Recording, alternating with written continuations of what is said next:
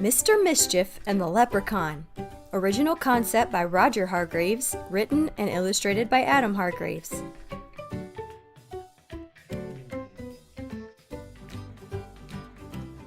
Mr. Mischief got up bright and early yesterday morning and went into his bathroom for his morning shower. However, a strange thing happened. When he turned on the hot water tap, the water came out cold, and when he turned on the cold water, it came out hot. Mr. Mischief was very puzzled. When he went downstairs, there was another surprise waiting for him in the kitchen. The surprise was a little old man all dressed in green sitting at his kitchen table, eating his toast and drinking his tea.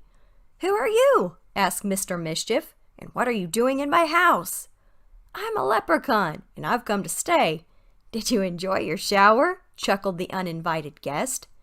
"No, I did not," exclaimed Mr. Mischief, and then the penny dropped. "It was you who swapped my taps around." The leprechaun grinned in answer. Mr. Mischief poured himself a bowl of cornflakes, sprinkled some sugar on top, and began to eat. "Ugh!" he cried, pulling a disgusted face. "You swapped the sugar for the salt." The leprechaun grinned again, and then Mr. Mischief grinned. "I have to take my hat off to you," said Mr. Mischief admiringly.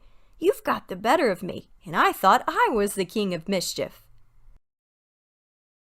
Suddenly, a thought occurred to Mr. Mischief.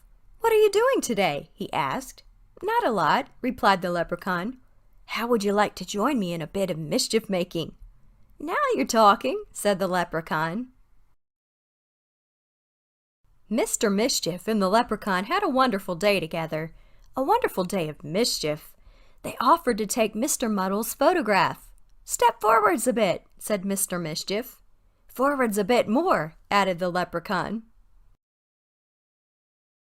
And Mr. Muddle, being Mr. Muddle, stepped backwards a bit, and then backwards a bit more, and then, splash! Poor Mr. Muddle! They poured custard into little Miss Tiny's home. Whoosh! Poor little Miss Tiny! They asked Mr. Strong to open a tin of paint for them, but they had already loosened the lid. Splat! Poor Mr. Strong! They gave Mr. Sneeze a sandwich, a pepper sandwich. Achoo! Poor Mr. Sneeze! And they meddled with the traffic lights so they turned green at the same time. Crash! Poor Mr. Uppity's car was squashed by Mr. Slow's steamroller. "I've had such a good time," said the leprechaun at the end of the day, "that I would like to share something with you. As you might know, we leprechauns keep our gold buried at the end of the rainbow. Will you help me dig it up?" At that moment, a rainbow appeared in the sky, and one end fell at their feet. Mr. Mischief agreed immediately and began to dig a hole at the end of the rainbow. He dug, and he dug,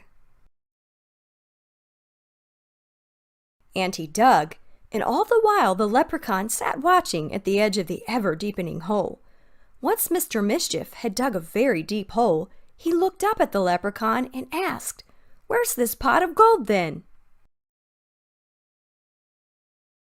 "Oh, the gold? Why, that's at the other end of the rainbow, don't you know?" laughed the leprechaun, and he disappeared in a puff of green smoke. Mr. Mischief was left at the bottom of the very deep hole to contemplate the lesson he had learned, and I hope that you have learned the same lesson.